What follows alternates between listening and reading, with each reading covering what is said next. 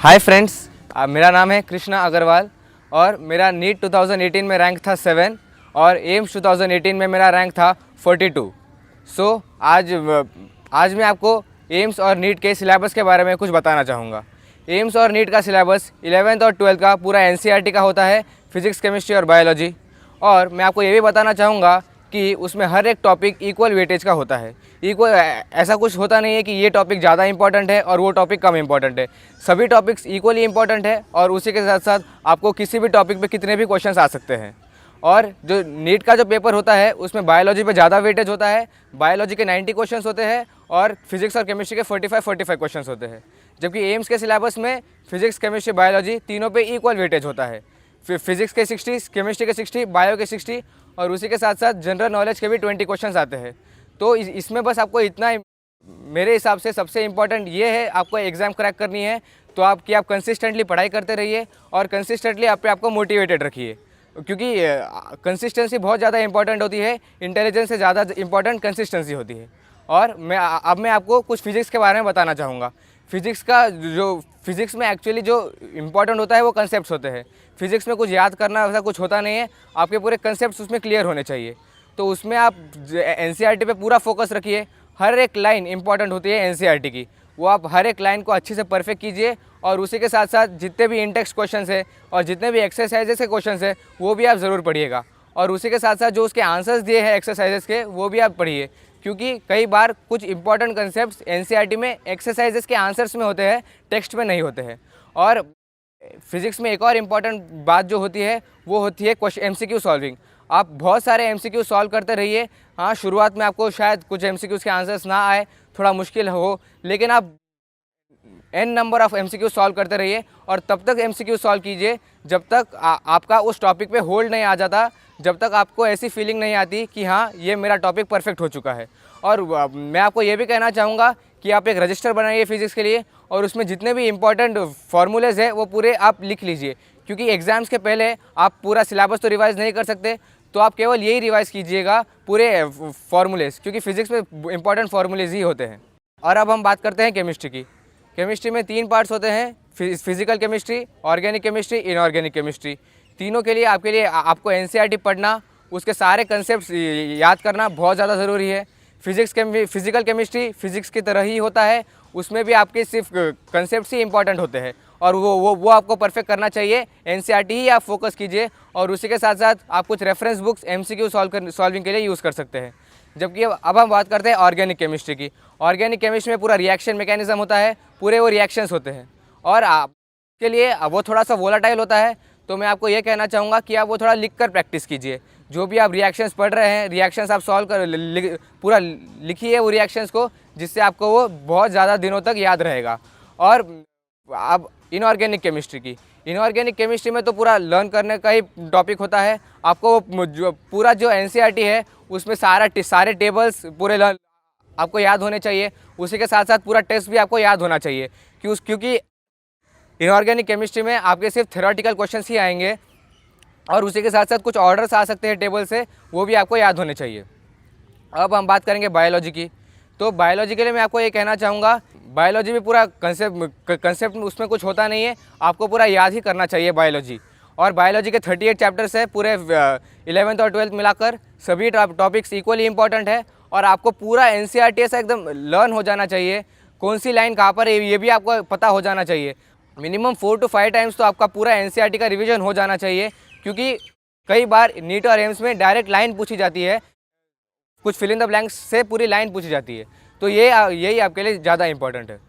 तो मैं अभी आपको कुछ बताना चाहूँगा कि आपको कौन से टॉपिक्स पे फोकस करना चाहिए फिजिक्स, केमिस्ट्री, बायोलॉजी में। तो जैसा मैंने पहले भी कहा, सभी टॉपिक्स इक्वली इंपॉर्टेंट है। किसी भी टॉपिक पे कुछ भी क्वेश्चंस आ सकता है, तो आपको सभी पढ़ने चाहिए। लेकिन अब जैसे जैसे आपका सिलेबस कंप्लीट होगा, आपको आपके वीक पॉइंट्स पता चलेंगे, आपको आपके स्ट्रॉन्ग पॉइंट्स पता चलेंगे। तो स्ट्रॉन्ग पॉइंट्स पे आप थोड़ा कम फोकस कीजिए, लेकिन वीक पॉइंट्स पे ही ज़्यादा फोकस कीजिए। ये आप निश्चय कीजिए कि आपको वीक पॉइंट्स को भी आपको स्ट्रॉन्ग बनाना है। तो जैसा मेरा फिज़िक्स में मेरा थोड़ा वीक पॉइंट होता था मॉडर्न फिज़िक्स, तो मॉडर्न फिज़िक्स में मैंने एनसीईआरटी कम से कम 3 से 4 बार पूरी पढ़ी थी और उसी के साथ साथ बहुत सारे एमसीक्यू सॉल्व किए थे। और एक मॉडर्न फिज़िक्स के लिए एक अलग से बुक भी मैंने रेफ़र की थी, ताकि मेरा मॉडर्न फिज़िक्स भी अब परफेक्ट हो सके। और उसी तरह से केमिस्ट्री के लिए भी आपको करना चाहिए। जो आपके वीक पॉइंट्स है वो आप सॉर्ट आउट कीजिए। उसके लिए आप एक रजिस्टर बनाइए, उसमें वीक पॉइंट्स के जो इंपॉर्टेंट पॉइंट्स है, जो ऐसे पॉइंट्स है जो आप जिसकी वजह से आपके मार्क्स जा सकते हैं, वो आप पूरे लिखिए और उसे आप परफेक्ट कीजिए। केमिस्ट्री में भी और बायोलॉजी में भी आप इसी तरह से कीजिए। मैं मिनिमम 7 to 8 आवर्स तो सेल्फ स्टडी करता था। और मैं आपको ये भी कहना चाहूँगा कि आपका खुद का शेड्यूल बनाने की कोशिश कीजिए, दूसरों का कॉपी मत कीजिए, क्योंकि हर एक इंसान यूनिक होता है और उसके लिए कुछ अलग शेड्यूल इम्पॉर्टेंट होता है। तो मेरा शेड्यूल ऐसा था कि मैं फिज़िक्स 3 घंटा पढ़ता था, केमिस्ट्री 2 घंटा पढ़ता था और बायोलॉजी 2 घंटा पढ़ता था।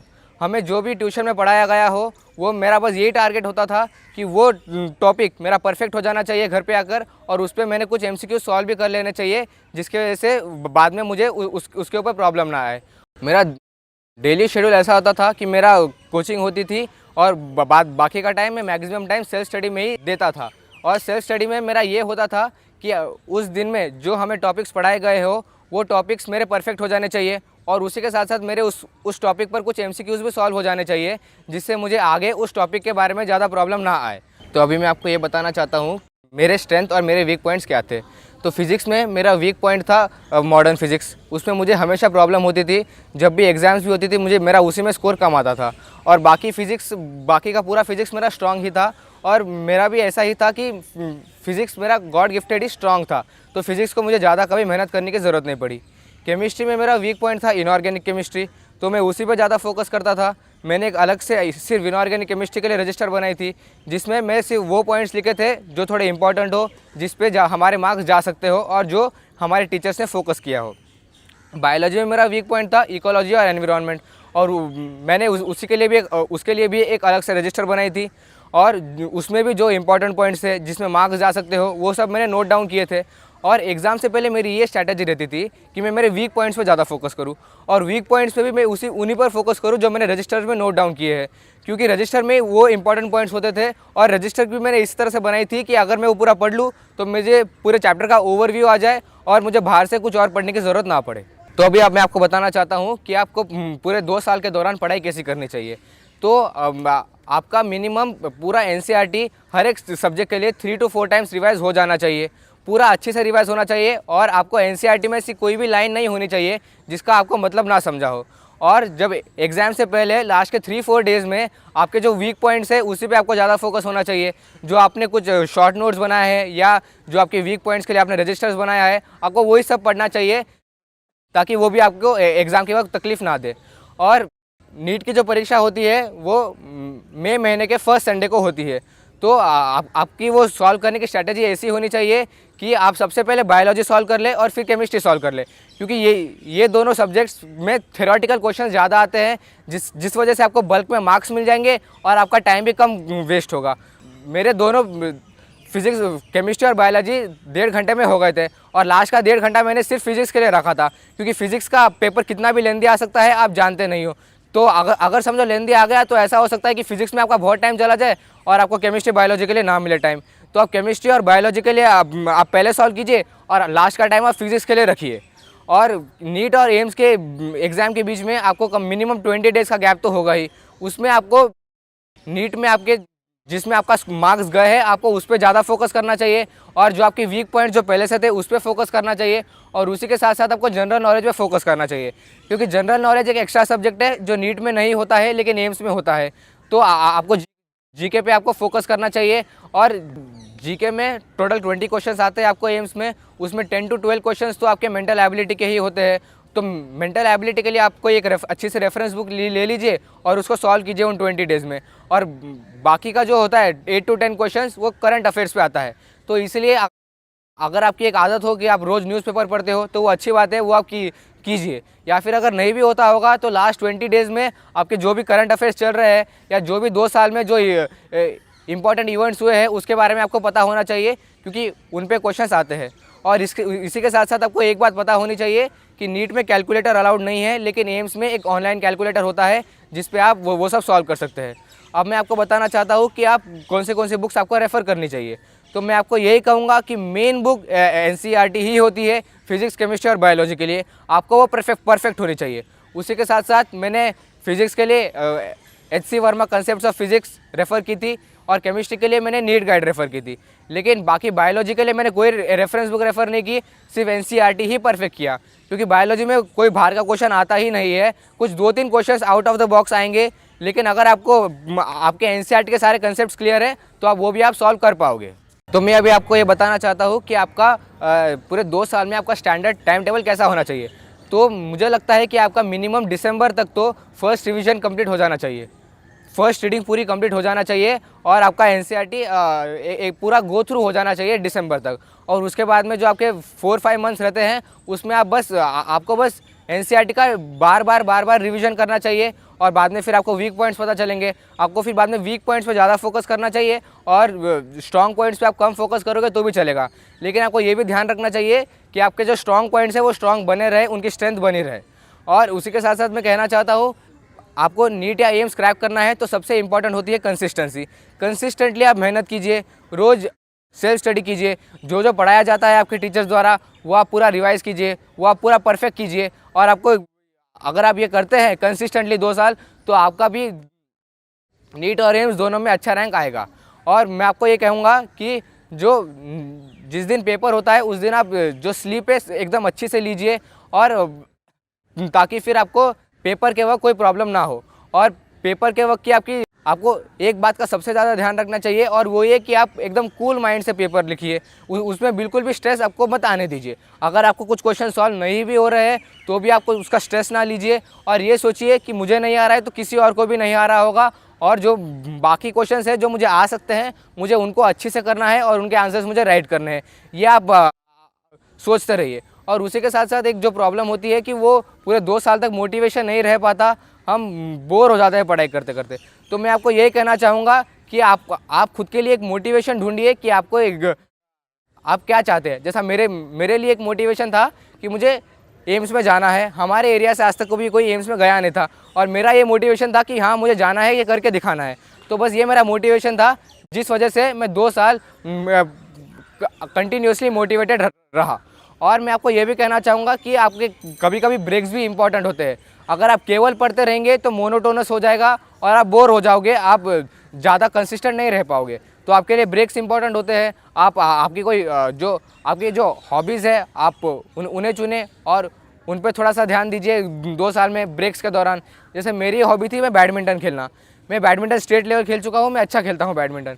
तो जब भी मैं बहुत बोर हो जाता था पढ़ाई कर करके, मैं इरिटेट होता था पढ़ाई कर करके, तो मैं बैडमिंटन खेल लेता था, बैडमिंटन कोर्ट में चले जाता था दोस्तों के साथ, और 2-3 आवर्स एकदम दिल खोल के बैडमिंटन खेल लेता था, जिसकी वजह से मैं फ्रेश हो जाता था और वापस से पढ़ाई करने का मोटिवेशन मेरे में जाग उठता था। मैं आपको ये भी कहना चाहता हूँ कि जो नीट और एम्स की परीक्षा अगर आपको क्रैक करनी है तो उसमें कोचिंग का भी रोल होता है, क्योंकि कोचिंग में ही आपको पता चलता है कि जो नीट और एम्स के जो क्वेश्चन का स्तर है उसके हिसाब से आप कहाँ स्टैंड करते हो और आपको कितनी और पढ़ाई की ज़रूरत है। लेकिन अगर आप नहीं भी करते हो तो भी उसमें बहुत ज़्यादा कोई स्ट्रेस की बात है नहीं। आपको बस एक बात का ध्यान रखना चाहिए, और वो ये कि आपको एनसीईआरटी परफेक्ट हो जानी चाहिए तीनों सब्जेक्ट्स के लिए। हर एक लाइन आपको एकदम परफेक्ट हो जानी चाहिए, ऐसा कुछ भी नहीं बचना चाहिए जो एनसीईआरटी में है और आपको पता नहीं। और उसी के साथ साथ मैं आपको ये भी कहूँगा कि अगर आप कोचिंग अफोर्ड नहीं भी कर सकते हो तो भी आप एक मॉक टेस्ट सीरीज़ उसमें आप एनरोल कर लीजिए, और उसे आप सॉल्व कीजिए। उससे आपको ये पता चलेगा कि आप बाकी लोगों के हिसाब से आप कहाँ स्टैंड करते हो। उससे आपको ये पता चलेगा कि नीट और एम्स में जो लेवल ऑफ क्वेश्चंस आते हैं वो आप किस तरीके से कितनी अच्छी तरीके से सॉल्व कर सकते हो, और उस स्तर के हिसाब से आपका स्तर इस वक्त कहाँ है और आपको कितना और ज़्यादा पढ़ाई की ज़रूरत पड़ेगी। तो आखिर में बस ये कहना चाहूँगा मैं कि टेंशन ना लीजिए, बस कंसिस्टेंटली आप मेहनत करते रहिए। प्रॉब्लम सब में होती है, कमियाँ मुझ में भी थी, आप में भी है। मैंने कमियों को दूर किया, कंसिस्टेंटली पढ़ाई की, कुछ स्ट्रैटेजीज़ बनाई, और आप भी उस तरह से कर सकते हैं। और मैंने ये सब किया, इसके वजह से आज मैं एम्स में हूँ। आप भी कीजिए, और अगर आप ये सब करते हैं, कंसिस्टेंटली पढ़ाई करते हैं, तो आप भी ज़रूर एम्स में होंगे। और एम्स में आने के बाद की लाइफ तो बहुत औसम होती है, आपको पता ही होगा। और उसी के साथ साथ मैं आपको ये भी कहूँगा कि 2 साल के लिए सोशल लाइफ कट डाउन कर दीजिए। सोशल मीडिया बिल्कुल मत यूज़ कीजिए, क्योंकि वो टाइम खा जाता है। एक बार आप सोशल मीडिया पे बैठोगे तो आपको पता भी नहीं चलेगा आपका कितना टाइम जा चुका है। तो मैं आपको यही कहूँगा 2 साल के लिए सोशल मीडिया यूज़ मत कीजिए, वो आखिर में फ़ायदा आपका ही होगा, क्योंकि 2 साल बाद आप कुछ भी कर सकते हो। एम्स में आकर आपकी लाइफ बहुत अच्छी होती है। और आखिर में आपको ये कहना चाहता हूँ मैं, ऑल द बेस्ट, अच्छे से आप पढ़ाई कीजिए और DKT देखते रहिए। कुछ अगर आपको कुछ डाउट्स हो तो आप ज़रूर कमेंट कीजिए, मुझे समय मिला तो मैं आपको ज़रूर रिप्लाई करूँगा। Thank you.